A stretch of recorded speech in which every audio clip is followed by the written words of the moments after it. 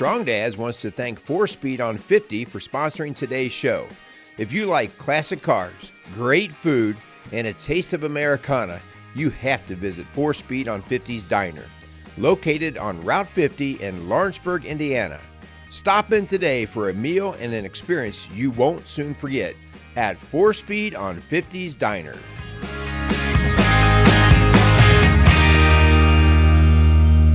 Welcome to Strong Dads. This is Merle Hutchinson and Carl Andrew bringing you another great show. How you doing, Carl? I'm doing good. Yeah. Thanks. Good. You? Good. Yep. We had a pretty good weekend and everything, and so you asked me a little earlier how my knee's doing, and I'd say it's a little better. So that's how I rate my days these days. How's the knee? Joints get in the morning. I'm walking. Okay, it's a great day. Yeah. So we're going to tackle something today that I think a lot of people, a lot of you guys out there, are probably in this situation. I'm sure there's different stats on this, but I come into a general stat. About 50% of the families right now are somehow dealing with what we're going to talk about, and that is the blended family. Yeah, the blended family. And so, I think, the Brady Bunch. Remember the Brady Bunch? Yeah, that was reality. Yeah, and so you watch the shows like that, and you go, yeah, it'll work. It'll work, and it can work. So I don't want to come off in a way like, oh, yeah, it's a no win. But it's not easy. No. So just for a second, let's just, if it's okay with you, give a little glimpse of your blended situation. I'll give a little bit of mine just so people can kind of see where we might be coming from. Okay. Well, I would say this. When I got married, I was 38. I did not get married till I was older. Yeah, I was an old man. Yeah. And my wife had two children, two wonderful people, two great kids. And that one was 18 and the other one was 13 when we actually got married. So much older. I will say this. I'm a book learner. I learned to ski from a book, and people laugh about that. Not YouTube? No, back then. Well, we go back 40 years, and YouTube wasn't really even on the horizon then. But there was this book called We Learned to Ski, and I went with a family up to Michigan who'd been skiing for years, decades. And within a day, I'm skiing with them. I'm a book learner. Once I understood how a ski worked, the mechanics, it worked. It just came naturally. So you're one of those guys who reads the instructions before you build something. Well, I didn't want to look stupid too. I wanted to go up there. I did get run off of one Black Diamond Hill though, so I wasn't as good as I thought I was. But when I went to get married, I looked there, and I don't know about today. I mean, there is YouTube now and things like that. But there just wasn't a lot on blended family. It's just, there's a lot of books on marriage. There's a lot of books that way, as far as opinions. So I really went we made some mistakes. There were a lot of things we assumed. Mm-hmm. And if I had it to do over, there's things I would do differently. Unfortunately, or fortunately, I would say it worked. Regardless of everything we talk about here today, We've stayed, this will be 25 years. Yeah. The relationship works. The kids are great. So it's hard to say I would change these things but I think from a personal standpoint, there are definitely things I would change. And we'll talk about some of that. Yeah. Well, our situation is just that Linda and I had two of our sons, biological sons, and everything was good and great and everything. And they actually all went off and started doing their own thing, college and military and all that. And then the opportunity came for us to adopt. And so we'd been empty nesters for 4 years. Yeah. And that's a radical shift. Well, and I liked empty nesting. So that was the thing. It wasn't like I had this craving for something else. I was like, man, this is some freedom here. But anyway, the opportunity came, and there was a lot of head spinning going on for me. I was struggling. Linda, I think, jumped in. Maybe her emotions drove it, but she was more on the yes bus than I was initially. But once I got to the yes bus, there was no turning back. But in my brain, this is just so weird. I thought, it's going to take about 6 months or so.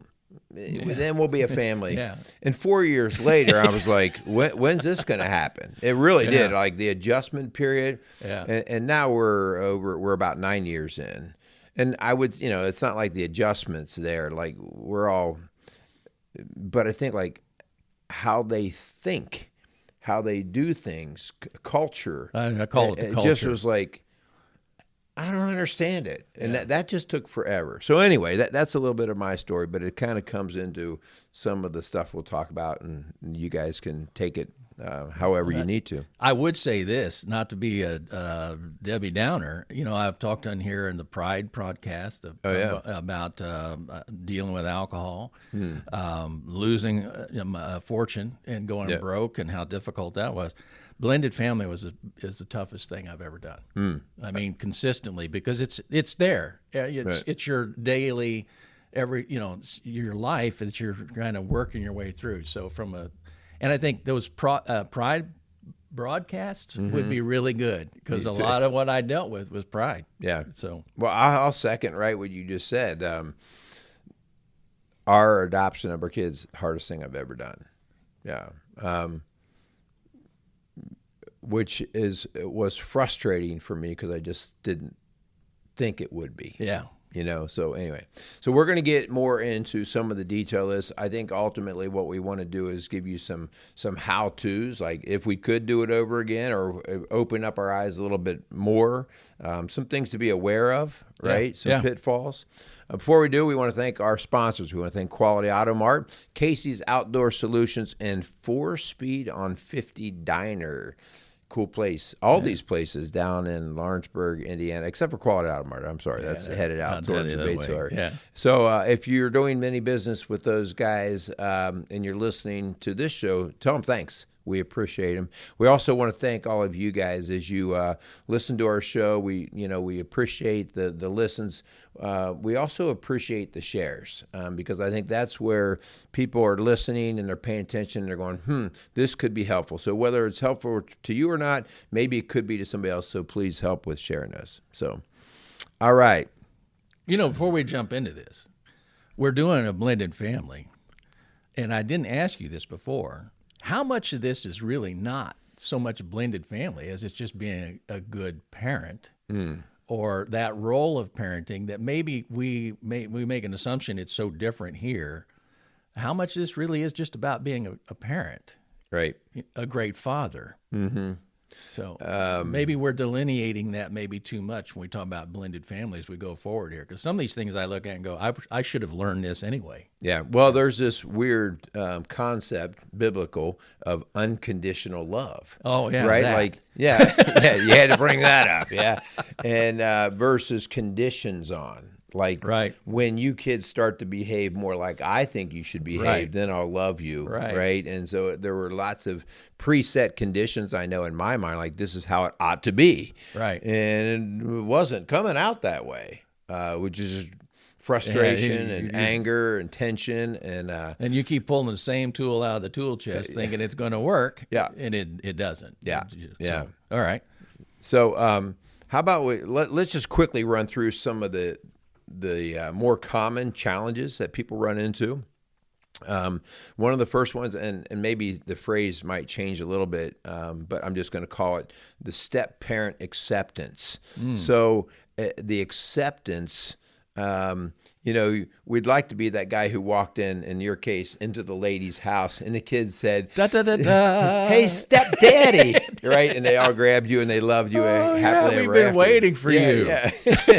But it didn't happen that way, does it? No, it doesn't. Yeah. No, it didn't for me. I don't. Maybe it happens for somebody. I don't know. Yeah. Well, so the idea there, is that they probably still have a biological parent hanging out in the limbs, right? I mean, so in your case, they had a biological father. In our case, we still had mom and dad. But over the years, the connection with their dad has been great, and you quickly realize. And so, if you are thinking and considering this, you're not the dad. Yeah, and you never will be. Yeah. I mean, you may become a father figure, and you may become a father of sorts, but blood, they always saying the blood is thicker than water. Yeah. That there's just a connection there you're never going to have with a child that you didn't father biologically. Yeah. And the whole process. I've never had children of my own, so I know that there's a bond, though. There's just a natural bond when you start life together, and it's part of your life and everything. So I think it's being realistic to say, don't have such high expectations. Yeah. I would say, if I could, some of the things that going into it, we didn't. Kids. I want to say this: kids have it tough. Yeah. Quite often, a parent is out there finding somebody, and then they want to get married, and they're kind of thrusting this person. You're a stranger. Yeah. You're a stranger coming into a family, trying to make a family, and the kids quite often they're generally accommodating initially and everything like that. But I think I talked to you a while back about the chaos. Yeah. And we didn't really give enough attention to the dynamic going in, figuring that it would work its way out. Yeah. And you just think it'll work its way out. You put your energy toward it, everything. We probably should have done more work early on that way to be sure everybody was more comfortable, because you're trying to put together people that are vastly different in a lot of cases. Well, it's weird work because it's different. There's not a set style, and I think another thing is not just step parent acceptance, but then the stepchild, like you accepting them. Right. And you and I were talking a little bit before the show. When our biological kids did a behavior of sorts, you could say, "Yep, that's just like your family." That's just because you can connect it. You've understood. You see personality traits. You see the trail, and at least even if you don't like the trail, you go, "I recognize it." And when you are trying to accept these new kiddos, they do things. And you're totally out of the loop in terms of the nature loop, the biological loop. And you're going, why would a kid ever think that way? Or why would that completely threw me off. Yeah. Like, I don't understand that. And then me trying to get over it and kind of loving the kids for who they are, where they are, versus you should be more like I think you should be. Yeah. Yeah. That was a challenge for me. I know you and I have talked, like you and your stepson, like sometimes you're just on different wavelengths. Well, he just chose a very different. He's a great man. He's just a great man. I have a great deal of respect for him. We just took vastly different paths in lives. Yeah. In fact, in a lot of ways, I can't relate. And that's something that I think we talked. You mentioned it earlier. I always say the culture in the house. One of the things that I wanted, I think if I had it to do over again, my wife wanted to stay in the same house. Because she felt the kids had had enough disruption. Yeah. That was very difficult because you're coming into... For you. Yes. Yeah. To their home. Yeah. It's their home, and you're an outsider. I think neutral territory would be better.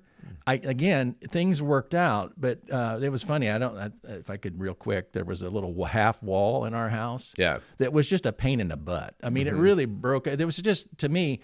And I had thought about taking it out. And, it's like, no, it's always been this way. It's, so you realize it's their house and you are the stranger in there. And it was just in the way. It was just it was from those 80s, and they didn't have the open concept. Yeah. And I'm sitting there when they left one day. I think I told you, I'm not proud of this. But with no tools, I want to make this clear. The thing is hammered into the wall. I'm only half walls between the family room and the kitchen. And I come up out of the chair, I was younger, and I pulled that thing out of the floor. Like a loose tooth, you just kept working I just got a hold of that. It'd break me up today. And then I hauled it out through the front door and threw it in the front yard like a trophy.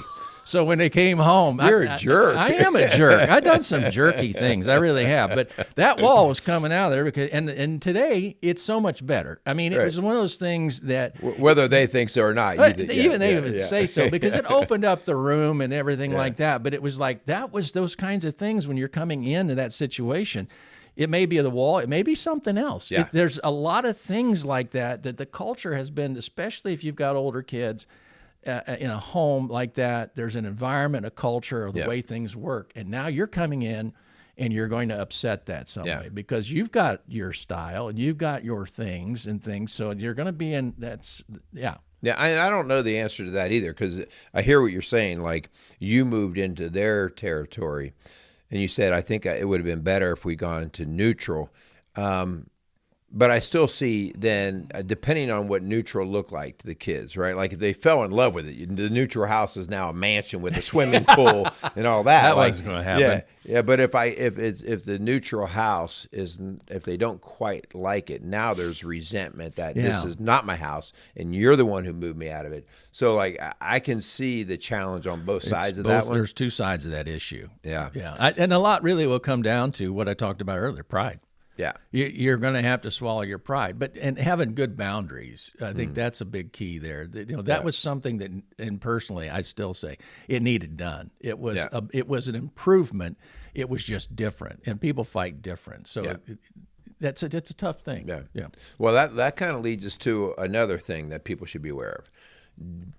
People fight different. People parent different. Oh, yeah. Differing parenting styles. Yeah. So now you're coming in and you're not the biological parent, but at the end of the day, there's parental loci, right? Or loci. So that's, if your wife's gone and the kids and you are there, you're the man in charge, right?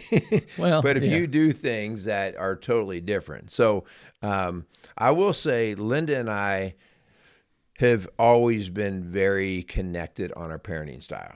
Even though we might be different in personality, we, with our biological kids and with the new adopted kiddos that we brought in, and people don't like when I call them that, but I just don't know how to separate how to refer to the different situation that we had to deal with. But we were on the same page with how to parent, and so that really did help us a lot. So how about with you? I'd say if I did one thing right, is if it ain't broke, don't fix it. We were very blessed in the fact that the kids were good kids. Yeah. I hear horror stories. Yeah. I'm just really blessed. So I might have had my way that I thought was better. Right. But I didn't come from the best background either. I look at that and go, what I brought to the table really may not have really worked in that situation, what I thought. So I'm not saying I was a wimp or anything like that. And I will say this. One of the mistakes I made, and it's very hard, is catching my spouse in the middle. We would have a lot of tension. We had a lot of nights where we would go to sleep, and we were talking about frustrations. So she has 2 children that she loves. And I like the kids, and I respect the kids, and I was happy about the kids, but there were things that that would be difficult that I would wrestle with that I knew you just can't bring up all the time, know. So you're trying to, so your spouse gets caught in the middle, and they love their kids, and I think it took me a while to realize the strain that I was putting on my wife by complaining and just being in general, and sometimes just aggravated, and there's some things you just can't do really anything about. You're just going to have to just weather that and wait and be patient. I don't know if that makes sense or not. Well, and I mean, I'll jump ship just a little bit on, because you got me thinking about it, and that is, when Linda and I work with couples all the time, we stress, hierarchy of relationships: God first, spouse second, kids third. That is not the case with these blended families. No, you may not like it, but it really can't be. Like it has to be first God, and then second, especially early on, you've got to honor the relationship that correct that parent has with their kids. Correct. If you're the one moving in, you've got to honor it, and that leads me to the parenting styles. Like, especially guys don't like to hear this, but I tell them, listen, when it comes to discipline, she's going to have to be the primary disciplinarian until there's a level of trust. Yeah. Right. Like, I mean, if they don't trust you, and I don't know how long that process takes, but if they don't trust you, you have to defer. Now, behind closed doors, you could say, hey, I don't know if I understand what you're doing. Right. But out in front of those kids, she has to be the front person. Right. And that drives people crazy. They want to say, well, the kid's doing the wrong thing. This is what they should do. It's like, no, you don't have the credibility to even speak that way in those kids' life. Right. And I don't know if this is encouraging.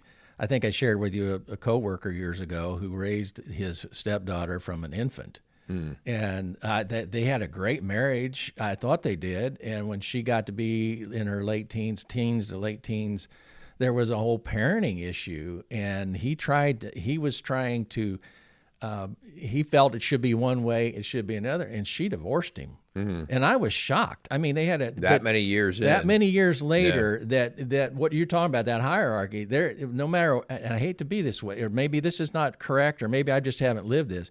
There is a different bond. It should be when you get married, you after God, you and your spouse, but that isn't the case. Yeah. There will always be that connection there that you need to honor, that you're not going to have, and if you try to insert yourself too much in there, you're headed for trouble. Yeah, there's this instinctive protective bond, right? Like I'm thinking of the mama bear, right? Like I'm thinking, like, well, I love you all the way, but when you cross that line with my kids, they become her kids at that point, right? And that's the thing I say. It's really difficult if you're going into a blended family. You're expected to be the father and to do fatherly things, but the kids can step in and out of that role. You're not my dad. And I will say this, they never said that to me. Yeah. And I want to say something else that as far as what I didn't do, and I don't recommend it. I never required the kids to call me dad. I'd see people that bring even a new person, well, this is, call him dad or call her mom, everything. That's just so confusing. You either are doing that role or you're not. Yeah. And there's an old saying, it's amazing what can get done as long as nobody cares who gets the credit. Yeah. So if your pride is such that you got to have that, well, you're probably headed for trouble. Yeah, that's really interesting that you bring that up, because I just didn't think about that prior. When we adopted our kids, we had to go through the whole process. Well, will they keep their name, the name that they were born with, last name, or will they take on your name, or there will be some blending of it, whatever that is, or something. We had a conversation with the kids. What do you guys want to do? And one of my concerns was, I just don't want 20 different names running around the house. I got like, well, this is this kid. Like, can we go with one name? Sort of like George Foreman. Yeah. George 1, George 2. Yeah. And so I hope our kids didn't feel like we strong-armed them. I mean, I don't feel like we strong-armed them, but they all agreed to take our name on. And so that becomes a legal matter. Like on all their birth certificates and all that. They got a lot things. to change. Yeah, all that came to that. And then there was a question of what will they call us? And at the time they were 11, 10, and 7 years old. And I'm not sure if they felt strong-armed into that. We said, what do you want to call us? And they all came to the idea of dad and mom. But that's really weird. Right? Because even now they got two dads. Yeah. They got two moms. And so I don't know the right answer on that one. It would have been weird for my 7-year-old to call me Merle or Hutch or whatever people would call me. It would be weird to do that. Yeah. But I don't know. That's a tough one. I don't know. Well, they never called you dad. They called you just Carl. I'm Carl. Yeah. I'm Carl. But they were 18 and 13. Yeah, and I would say this. I want to be very careful here. This is a needle we have to thread this, because there's a lot of people involved in this. When you get married, you're marrying an ex. Oh, yeah. If there's an ex in the picture. In our case, there was a lot of animosity, and the kids get caught in the middle, and you need to understand that. So there was probably never even a chance that was going to slip out. Yeah. Because it got to ridiculous stages. So learning to contain, whether you like it or not, when you get married into a blended family, if the spouse is still alive, if there's that animosity, it's another member of your family. Yeah. You're going to deal with, and you're going to have this influence in. And I don't want to badmouth anybody, but that was a really difficult aspect, and the kids really get caught in the middle of that. I think you need to understand. And you're going to see somebody else parent. You're talking about parenting. Yeah. They're going to do things that you don't necessarily agree with. Exactly. And you don't have a say-so in that. You're going to watch this play out. You might be even a safety kind of issue, and you might voice your opinion. That doesn't mean you have any right. Yeah. I mean, they're going to do what they're going to do. So you've got that dynamic over here. And a parent that might be jealous, or a parent that's angry, or a parent that's, antagonistic that way might use or force the children into a situation where they're almost pawns. Yeah. Where they're worried about somebody calling somebody else dad, or somebody else calling somebody mom. Yeah, what you're talking about is one of the hardest individual things I've ever experienced. Our kid's biological father, he was in prison at the time, and the mom had already signed away the rights, and he had not. But until he did, nothing could happen with the kids. They were going to stay in foster care. In limbo. Yeah. And so they brought him up from the prison and brought him up to the courthouse, and we were asked to be there, and we were going to have a hearing. And he had said back in the prison, I'll sign the rights over. Okay. So he shows up at the courthouse, and first time I ever saw him. You know, he's in an orange jumpsuit, the whole thing. It's handcuffed, everything. What a first impression. Yeah. And first time he ever saw me. Yeah. And I saw a man.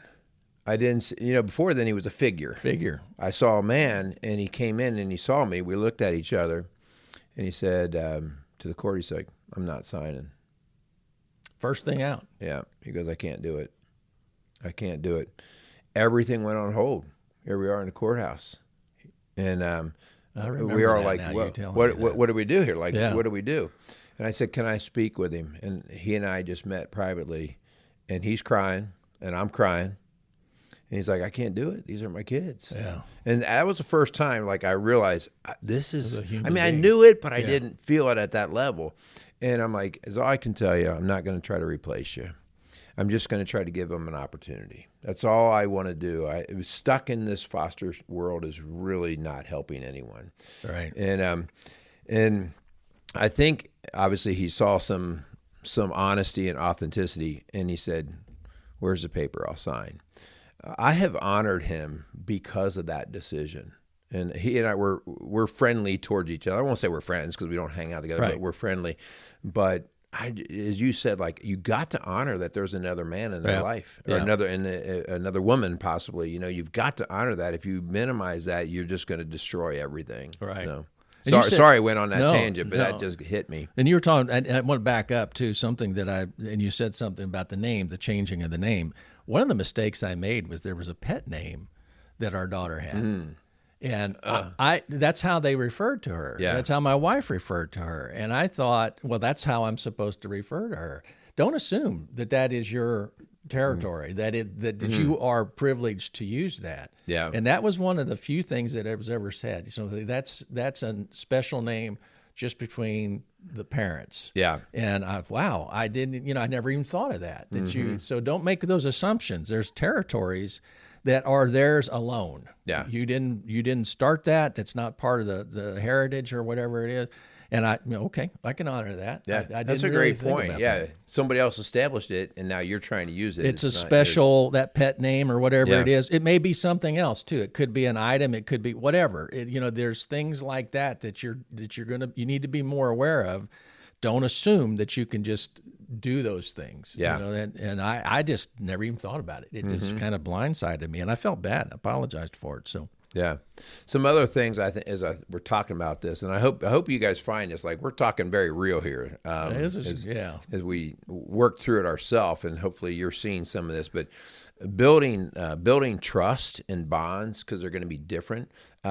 So when you go through the adoption process, before you do that, you have 6 months of trial. Okay, and it is this like putting your toe in the water. Is this going to work? And probably about a month in, our youngest one, young Nick, we have two Nicks, by the way. We're our older Nick, there. So our little Nick, we call him. He just looked at Linda and I straight up, and he's like, "Why are you even doing this?" This is a 7-year-old. Wow. Why are you even doing this? Because you have to remember, he was a student in my school, and he was in my office every other day due to trouble. You know me, right? And he was like, "Why are you even doing this?" And the point being is, he didn't trust us. Yeah. He didn't trust us. What would be your motive? What's your motive? Yeah. Why would anyone do this? Because he'd already been in 5 foster care settings. Yeah. And so they come and they go, they tend to not trust anyone. How long will I be here? And so when he questions, like, Lynn and I had to realize, wow, like, he has no trust that this is ever going to work out, and that he has no idea who we are. We assume that he's going to think we're great and we're taking him in. And it's like, no. You're going to have to show him, build trust with him, and, of course, all the other kids. And And that's been a process. Yeah. Right. So how about you, like building the bond or the trust, I should say? How long did it feel like it took for those kids to go, we trust who he is as a man? Oh, I don't know. You'd have to ask them that. I don't know that I could ever put my finger on it. We still have vastly different ways of looking at life. So I think there's times it comes up that's like, really? That I'm a kind of I used to embarrass our daughter. I whistle a lot and I sing when I'm out, so, when the kids are teens, that trust issue is a real problem because you never know what might come out, and that's kind of embarrassing. So there's different ways. But I don't know the answer to that question. I don't know that I could ever say that it is there. I think there's an old saying, time either exposes or promotes you. Mm-hmm. And I think you just got to be like water on rock. There was a time in our marriage, I should say, that I just felt you just got to be like water on rock. You just got to be who you are, and say this, and it wasn't always good. You just got to let the weight of who you are rest on them. And they'll make their decision. And you can't force these issues. I want to say, though, my life is so much better. And we're talking about the difficulties. I think going into it, and you talked about here, or one of your things is love is blind. It is so easy to get wrapped up in an individual and not see these things. Yeah. And we're talking about the difficulties and things. My life is so much richer. Yeah. So much richer. And you really need to make sure that is the love of your life. Yeah. Because that may be all you have to hold on to at different times when things get difficult. Because pride is a big issue, a big issue for me, and the dynamics and the culture and all this that you're working through. But in the end, my life is so much richer from that standpoint. I'm going to clarify, for me at least, richer does not mean easier. No. So we had some family battles prior. This is family outside of our kids before we adopted, and our family questioning us, like, what are you doing? Like empty nesters 4 years, right? Like you're on a level of easy street. You're in cruise mode. You're cruise, and so there was a question of, and really some pushback, some heavy pushback, like, what are you doing? And so what I would say to what you're like, we didn't jump into anything, and we would never say this has been easy. It was the hardest decision, and it continues to be a hard part of our life. Right. But it definitely has made us better people. Yeah. We have been humbled around so many corners. We teach a parenting class. It's a court-ordered parenting class. And we tell them right off the bat, we kind of give a little scenario of what our family is. And we say, you need to know every struggle that you have as a parent, we have. We have dropped the ball so many times. Like we don't have this down pat. Yeah. We're in the process. And I think the humility that's had to come from this process, we did all the shows on pride, like, I'll be the last guy to tell you that I'm a great parent because of the fumbles, the words that have come out of my mouth that I couldn't get back fast enough. Yeah, sometimes you say things that you can't pull back ever. Yeah. I mean, and to think that you're not going to scar the kids, no, you're going to wound them. Now, we shouldn't intentionally wound anyone, but there's just going to be attitudes or words that come out, and you won't be able to reel them back in fast enough, but they will permeate. And I've done that, and I was like, now one thing I've had to learn to do is to apologize. Like, man, I just did not need to go there. I'm sorry. Like that, I was a jerk, which is never easy. So anyway, like, well, richer but not easier. Right. And on that note, pick your battles well. If I was going to say one thing, you really got to ask, is this really important? Is this worth going on the sword for? Yeah. All the pettiness and stuff like that you can get wrapped around in, whether you're a biological parent or a parent in life, whatever it is, it's something that there's a saying about marriage. You should be wide-eyed, wide open, eyes wide open before marriage, half closed after. Yeah. I'd say maybe 3/4 closed after with step kids, blended family, that you really need to pick your battles well. It's got to be worth it. It's got to be and people could define that differently, but pick your battles well. I mean, you can get into a real petty, it's a ball of crap to put it bluntly, and it just keeps going around and around. There's a lot of things that just in the whole scheme of things are not really important. Yeah. Oh, we're in that really deep right now. It's just like sometimes you want to, do we really want to argue and create a tension over whether their bed is made or not? And you may have grown up all your life with the bed made, right? Your bed. Everybody makes their bed here. This is what we do. But if you're going to spend all that energy beating it up, because listen, your kid has the right to put their feet in the ground, right? They can be stubborn. They start to experience free will. They start to become an adult. Yeah. And so, we haven't mastered that picking battles well. I mean, we're working through it. Yeah. But you're right, man, because sometimes you get into the petty stuff and you're like, okay, we got 3 weeks into this petty little talk we're doing, and it's not going anywhere. Yeah. That's a great point. So you've got a few more things here. Yeah, so, I do think it's important to watch how you're interacting with the kids and with your new spouse. If you're getting there, keeping it towards the positive. If you're constantly in the negative, it really is exhausting. I think the idea of open communication is really important.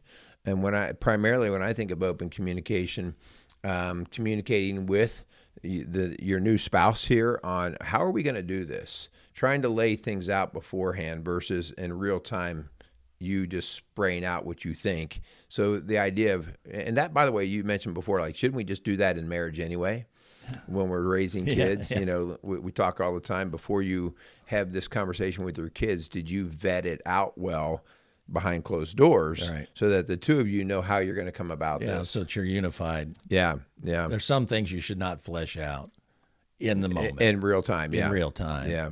And, one of the things that we lose track of, when you go into this, I think personally, real quick, I think having overly high expectations sets you up.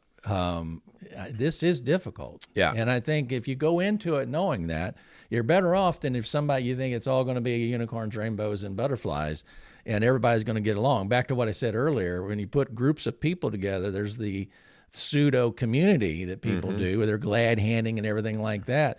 But if you're together long enough, you will hit chaos. When the gloves come off and you can only put on a front so long. Yeah. And if you're not prepared for that to happen, it might take 6 weeks, it might take a month, it might take a year, who knows? But there's going to be that moment. There's going to be something like that to where you're going, wow, this isn't what I thought. And if you're not prepared, if you think it's all easy, but what I was going to say is I'm so aware of how many biological parents have kids that don't talk to them. Mm-hmm. You know, so even under the best of circumstances, what I would call the best, the tightest, most should be the most enduring bond, those are broken. It's parenting is difficult. Yeah, I mean you're saying it. Yeah, and there's more dynamics here, but even in the biological side of it, a number of people don't. Yeah.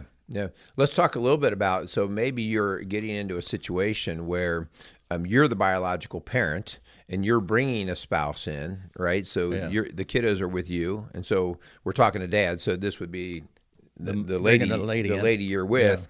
Yeah. What could she do to help, right? And so I think right off the bat, like as we talked earlier, be very careful and slow at how fast you introduce this new man. And if you're the man, you better honor that. In fact, you should even say, no, I don't want to do this because I don't want to mess up the water too early, right? Yeah. So I don't know what the right time is. I think you and I talked a little bit until you have a high level of certainty that this relationship has some ability to get some roots. Absolutely. You know? We talked about that before. Some of my regrets. I people who introduce somebody into a family situation to the kids when they're just dating without knowing this is the person that I'm seriously considering to marry, I think is the point. And at that point, now you're going to reset that dynamic to see if marriage is really going to work with the kids. There might be oil and water kind of thing. Yeah. But this stuff of exposing kids to a lot of serial partners is just, I can't stress it. It's just damaging to kids. I don't care what anybody says. It creates the confusion and the chaos, Right. right? And kids lose they lose their trust with you if you're the biological parent. Like, oh, here comes another one, you know. So now we have to adapt to another one. So Yeah. I think it's also important. Like, don't minimize how your kids feel. You know, you can't just say, well, you're going to like this guy. You got to let them say whether they like this guy or not. And so you got to hear them. Obviously, this depends on their age and their experiences of things, but you got to definitely allow your kids to have a level of say as to what they feel about this person. Yeah. You can't minimize it. I think it's important that if you're the biological parent, that, excuse the phrase, come hell or high water, you are going to protect them. If they feel like they're going to be stuck out by themselves, and we have seen this before, we've dealt with this where you bring in a new spouse, there's a lot of love there's a lot of excitement, and the kids feel abandoned. Yeah. And that's like the last thing you want those kids to experience. So let them know, no, I'm bringing this new guy in, but you guys need to know I'm right here. I've got your back. Well, and that's interesting because there was a dynamic came up this week. I had two conversations without even meaning to. Mm-hmm. One was talking about how there was the marriage and the blended family, and then they had a biological child, the two of them. Yep. And there is an intensity, again, back to that bond. So now you've got the kids over here who see what this can be, or the intensity over here, and now they feel on the outside. It's a Cinderella syndrome, where all of a sudden we've got these biological, and they're both bonded to this kid, and now we got the others going, hey, oh, what we're about us? second fiddle. Yeah, we're second fiddle. Now we know where we stand. Yeah, but that can happen, I believe, even with all kids. You know, right. A new child comes along, and everybody's like, you know, so they were the chosen one for a while. They were the lowest on the pecking order. But with a biological and a non-biological parent who then focuses on that one, that's a dynamic to where you're saying the kids may think, well, are we out here? Do we matter anymore? That's right. Yeah, when you marry somebody, you become one. Mm-hmm. So that responsibility, you need to look at that just as if you're them. Yeah. And they would go to the line. You need to go to the line. If nothing else, for your spouse. You may not, there's time. My mom used to say something. I love you, but I don't always like you. Yeah. You know? So there's those things like what you're talking about. That unconditional says you got to be willing to die. Yeah. You know, because your spouse would be the biological, and these are people that are now part of your charge in life, your responsibility that you're taking. Yeah, that's a big swallow right there. I mean, you might say you can do that, but when you get into it, and you're like, oh, I really feel like I could do that with them? I think just some other things that are important, and you mentioned this before, but if you're the biological parent, showing respect for your ex. And then respecting how the ex and the new man, like that process, like you can't minimize either, because the kids are back here watching everything.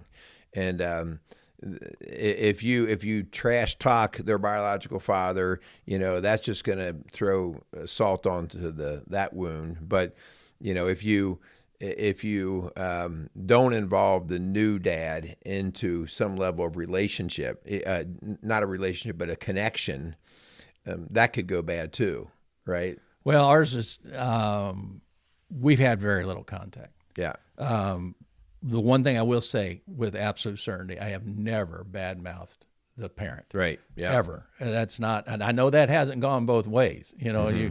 But I decided you just do not do that. Yeah. No matter what, you just don't badmouth the parent. Yeah. Kids they've got their issues to deal with. Yeah. Ideally, I know people who have great relationships with the ex, and they can coordinate that. That wasn't our case. Yeah. Yeah. So you kind of got to contain.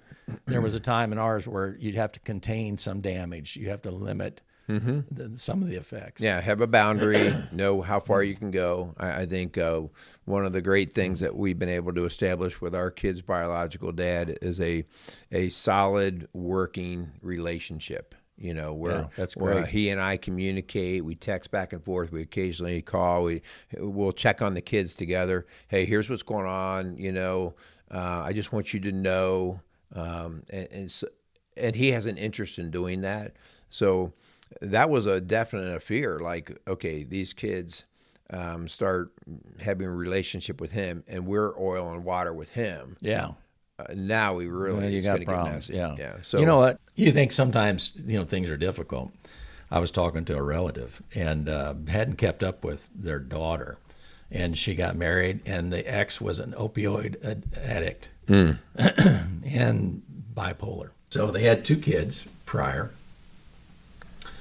She and her husband had a child, and the mother started turning the kids against the child. And the kids started abusing their child.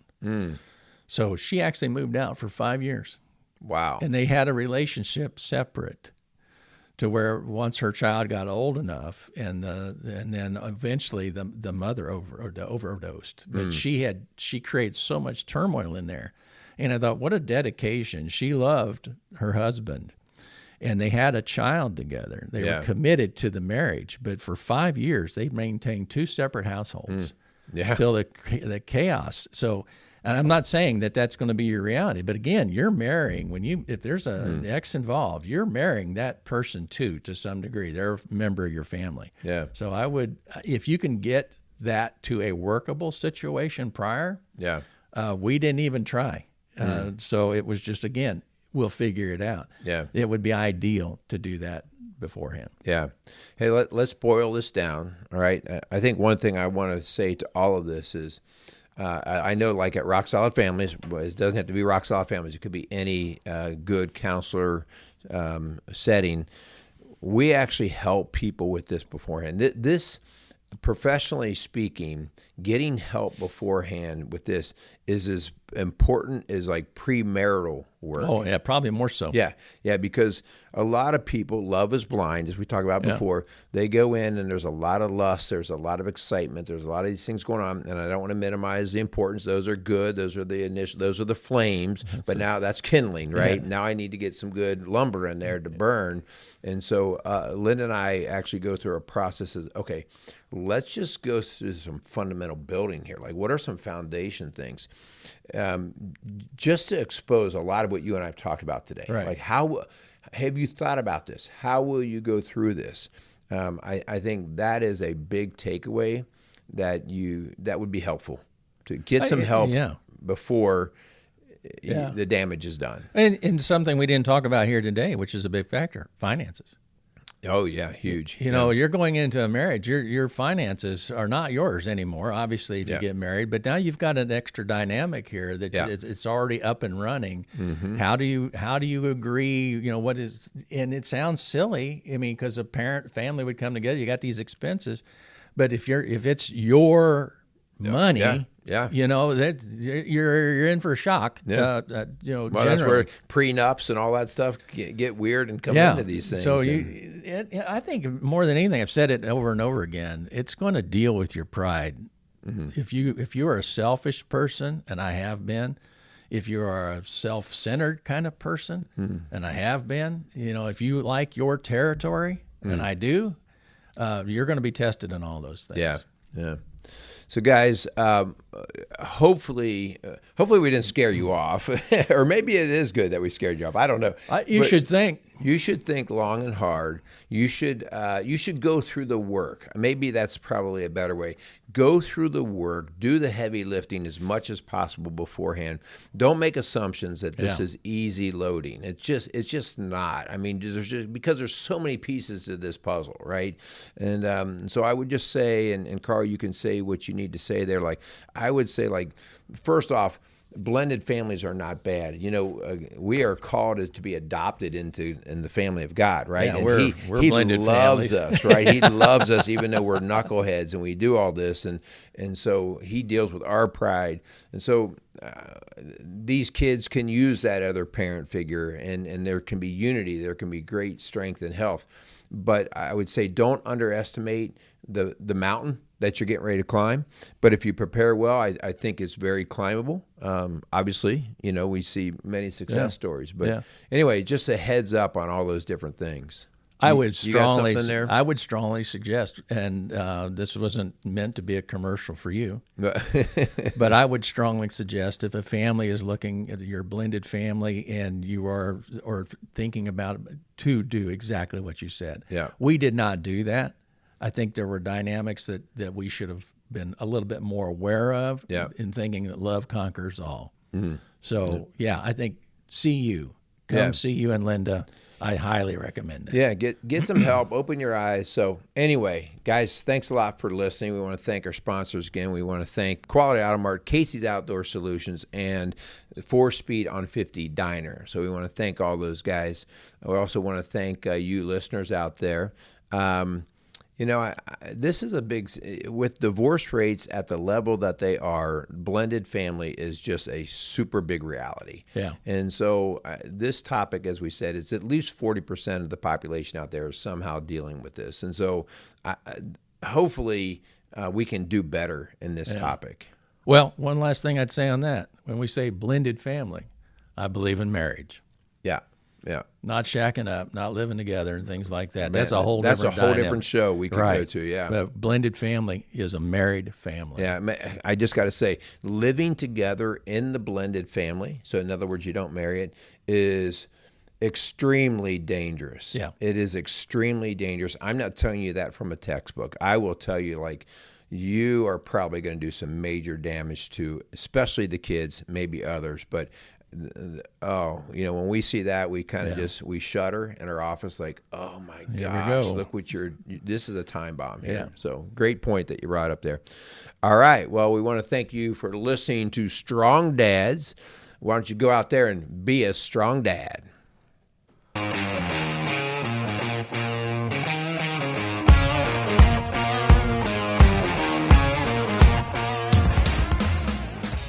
Strong Dads wants to thank Quality Auto Mart and Service for being a proud sponsor of the Strong Dads podcast. Started in 1985 and going strong for all these years. Recently, Quality Auto Mart has transitioned from owners of Mark and Nancy Repke to longtime employee Fred and Lorene Venus. For all your automotive needs and golf cart needs, check out Quality Auto Mart, located across from Indian Lakes on Highway 46 outside of Batesville, Indiana.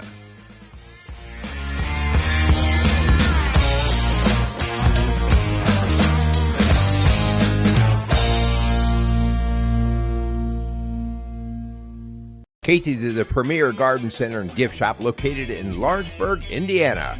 Casey's offers a wide selection of plants, landscaping materials, home and garden decor, and gifts for every occasion. Casey's is committed to providing exceptional service, a unique shopping experience, and value to every customer. Stop in and see what makes Casey's so unique.